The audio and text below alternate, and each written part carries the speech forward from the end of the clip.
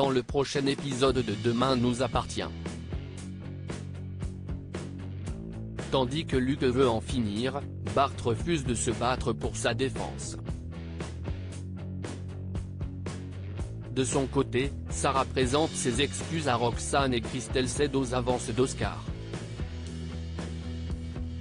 Capture d'écran TF1. Attention, les paragraphes qui suivent contiennent des spoilers sur l'épisode de Demain nous appartient diffusé demain soir sur TF1. Si vous ne voulez rien savoir, ne lisez pas ce qui suit. Vendredi 24 janvier dans Demain nous appartient. Luke veut en finir. Carly souhaite que sa mère ne laisse plus traîner ses médicaments n'importe où afin d'éviter que Luke ne tombe dessus. Tandis que Pauline ne comprend pas pourquoi cela pose problème, l'adolescente révèle que Luke ne va pas très bien en ce moment et qu'il lui a demandé combien de cachets il devait prendre pour mourir. Charlie a beau insister sur la gravité de la situation et sur le fait que Luke refuse de retourner à New York de peur d'être une nouvelle fois martyrisé par ses camarades, Pauline estime que son fils a une tendance à dramatiser les choses. Lorsque l'adolescent les rejoint, Pauline promet de l'inscrire dans une salle de sport pour perdre du poids et ainsi régler ses problèmes. Au lycée, Charlie s'inquiète de ne pas trouver son frère et demande à Judith et Suleiman s'ils savent où il est.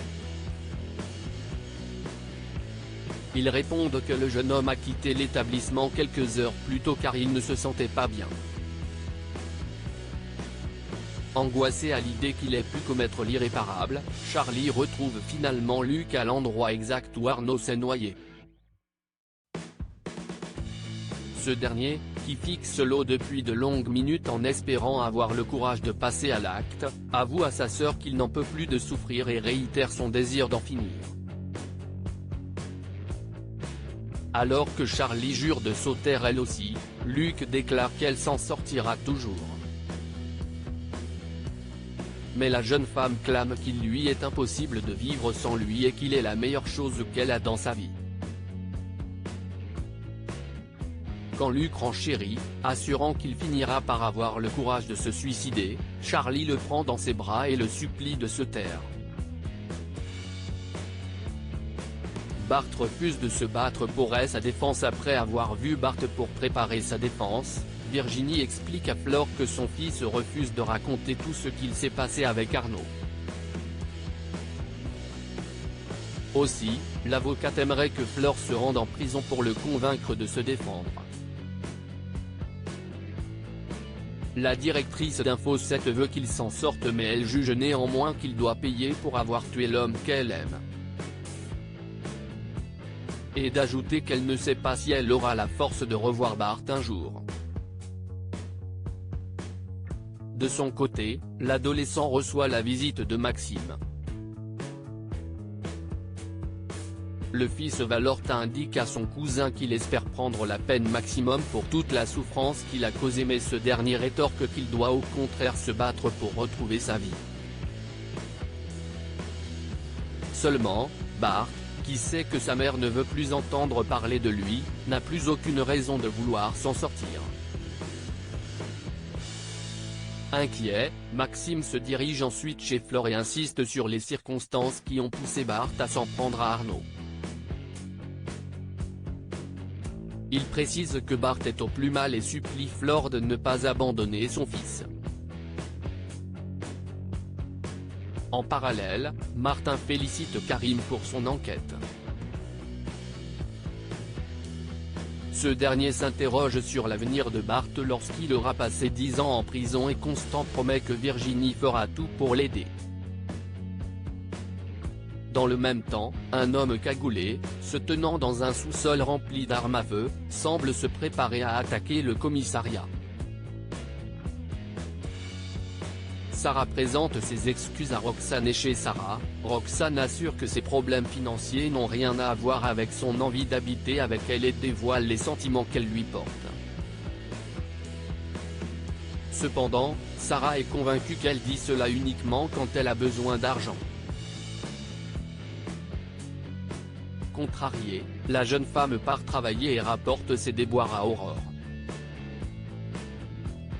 Tandis que sa collègue lui demande pourquoi elle a laissé partir Roxane sans aucune explication, Sarah finit par reconnaître qu'elle est amoureuse et qu'elle n'a aucune envie de perdre Roxane.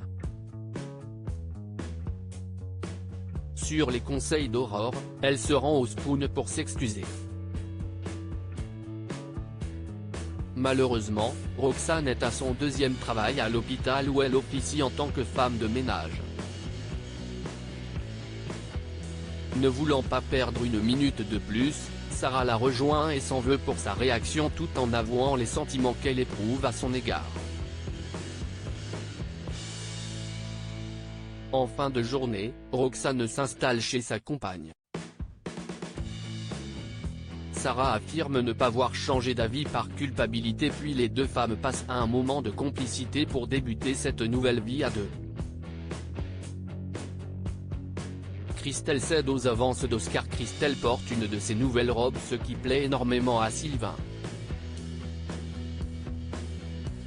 Mais Christelle, qui pense qu'elle n'a pas le corps qu'il faut pour porter un vêtement aussi serré, se sent boudinée et n'ose pas aller travailler. Alors qu'elle décide d'aller se changer, Sylvain lui refuse que sa femme soit aussi complexée et lui dit qu'elle est canon.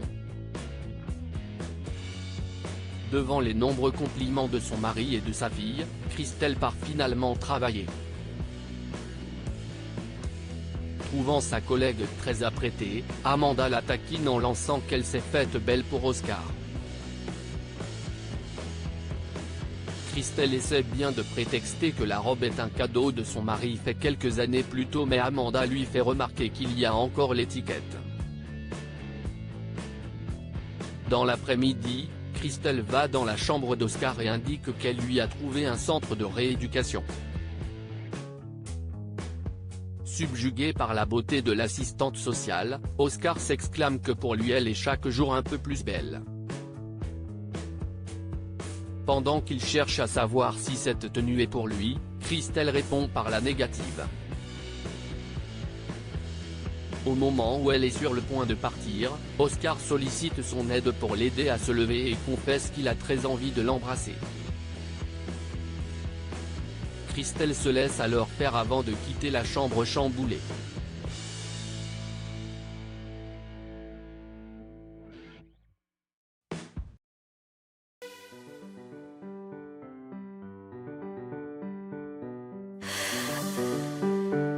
나